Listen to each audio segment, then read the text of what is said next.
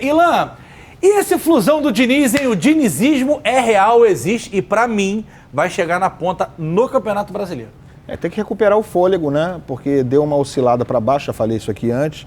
Acho que deu uma cansada, aparentemente deu uma cansada, mas não vai ter desculpa domingo contra o Cuiabá no Maracanã, porque está descansando a semana toda, né? Esse cara que a gente viu falar agora há pouco ainda é um jogador essencial ao Fluminense. O Ganso, em 2022, é um dos principais jogadores do Fluminense, mas ele também está dando sinais de cansaço, de estafa, não tem sido o mesmo jogador nos últimos jogos. Ainda é fundamental, ainda é, no elenco atual do Fluminense, um jogador insubstituível, mas a intensidade do Ganso, que nunca foi grande coisa, né? Mesmo nos melhores momentos dele esse ano, mas ele compensa muito com o talento, com a visão de jogo, com o passe bom, né? Com o passe vertical, ele compensa bastante. Mas essa intensidade dele, que nunca foi grande coisa, caiu agora um pouquinho mais, porque ele aparenta estar cansado, a sequência ele está sentindo, mas o Fluminense, se retomar o nível que estava aí 3, 4 rodadas atrás, ele, para mim, continua sendo o candidato aos 2 títulos que disputa, tanto Copa do Brasil, onde está muito próximo da classificação à semifinal,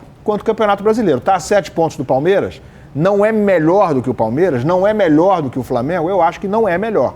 Mas ele tem direito e legitimidade de sonhar com a possibilidade de disputar o Campeonato Brasileiro. Ele está ali, está no bolo ainda. Se distanciar demais daqui a pouco, aí talvez seja a hora de priorizar a Copa do Brasil. Por enquanto, o Fluminense tem que manter o foco também no Campeonato Brasileiro. Se vencer o Cuiabá, pode encurtar a distância para o Palmeiras. Eu acho que tem tudo para continuar sonhando nas 2 frentes. Carlitos, melhor jogador do Campeonato Brasileiro, tirando o Arrascaeta dos brasileiros, melhor jogador do Brasil em atividade, para mim, tirando os gringos, Arrascaeta, etc., é o Gustavo Scarpa. John Aires. Não, os brasileiros, são os brasileiros.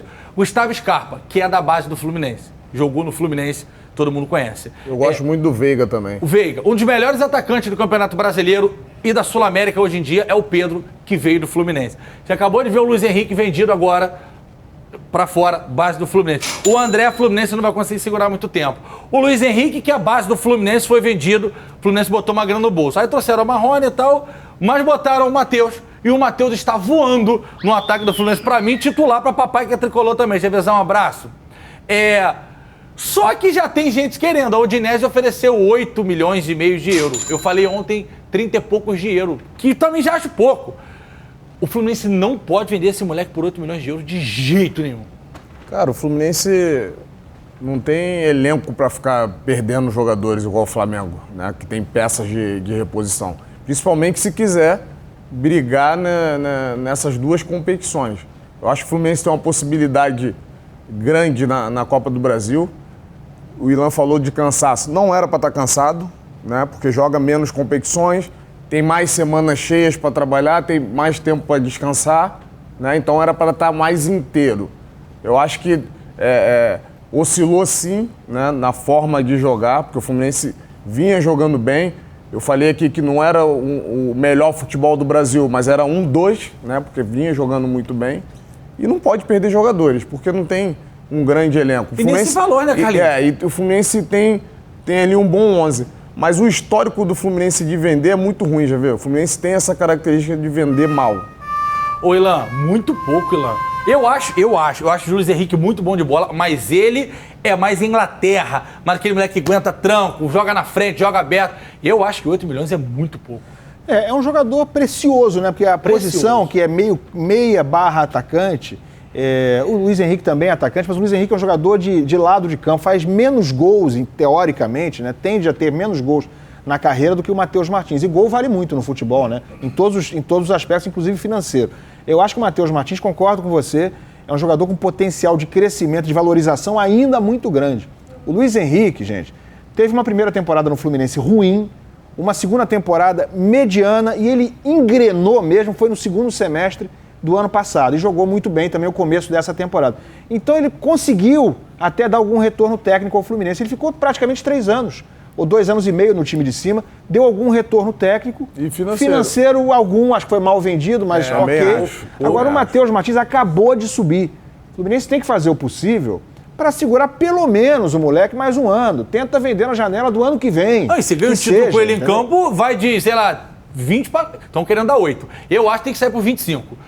Vai para 50, ela sai campeão brasileiro, cara, e com mais gols. Imagina o André se o Fluminense é campeão brasileiro. Cara, o André, ele falou que o Matheus é um jogador pra mim precioso. é fora da o curva. André é fora do...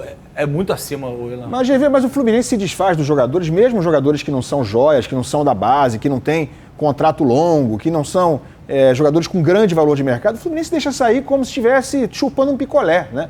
Ontem saiu o Lucas Claro, do Fluminense, que é um jogador importante. Muito. Foi um dos melhores zagueiros do Brasil em 2020. Ele chegou no fim de 2019. Em 2020 ele fez 6 gols pelo Fluminense. Era o principal jogador do elenco em 2020. Ah, é excelente, é brilhante? Não, não é. Mas ele é um zagueiro hoje importante para o grupo. O Fluminense tem 2 titulares. Hoje tem o Nino e tem o Manuel. Né?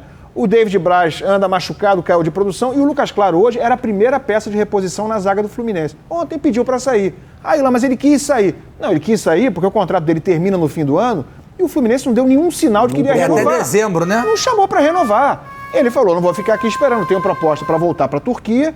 E ele meteu o pé, de graça. O Fluminense diz que tem compensação financeira, não diz qual compensação financeira. A meu ver, a compensação que o Fluminense diz ter é que não vai pagar o salário dele até o fim do ano. Deixar ele pagar o salário dele. Não, é abrir mão do contrato, porque com 6 meses você já pode assinar um pré-contrato com qualquer equipe. Mas o ponto do Ilan eu entendo, Carlinhos. O Lucas deu conta do recado durante muito tempo. Não, eu entendo. Ele foi usado, nos últimos 2 jogos ele foi usado. Mas eu concordo com o Ilan, porque assim, o Fluminense não tem um elenco como o Flamengo para estar se desfazendo das peças. 0,800. E o Lucas Claro é um jogador que é a principal peça de reposição quando não joga Nino e não joga Manuel. Tem o outro lá, o que veio do Goiás.